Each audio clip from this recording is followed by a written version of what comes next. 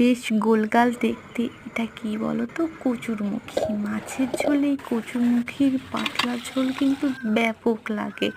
বেশ অনেকটা কচুরমুখী ভালো করে পরিষ্কার জল দিয়ে ধুয়ে লবণ দিয়ে সেদ্ধ বসিয়ে দিয়েছি। তারপর রুই মাছটা এখানে লবণ হলুদ দিয়ে মেখে সর্ষের তেলে কড়া করে ভেজে তুলে রাখবো। এই দেখো, এখানে রয়েছে 5 পিস মতন রুই মাছ। একে একে সমস্ত কটা মাছ আমি ভেজে নিচ্ছি।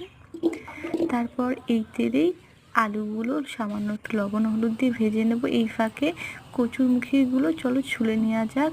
তোমরা চাইলে কিন্তু কচুরমুখী কেটেও নিতে পারো। আমি একবারে সিদ্ধ বসিয়ে দিয়েছিলাম, এতে কিন্তু খোসা ছাড়ানোর সময় হাতে কোনো দাগই হবে না। তারপর এর মধ্যে রাঁধুনি সোমবার দিয়ে ভাজা করা আলু আর সাথে সেই কচুরমুখী সেদ্ধ দিয়ে জিরে লঙ্কা বাটা দিয়ে ভালোভাবে কষিয়ে নিতে হবে। তারপর এর মধ্যে আমরা সামান্য একটু লবণ দিলাম, হলুদ দিলাম।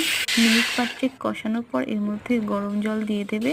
তারপর যখন ঝোলটা ফুটে যাবে তখন ভেজে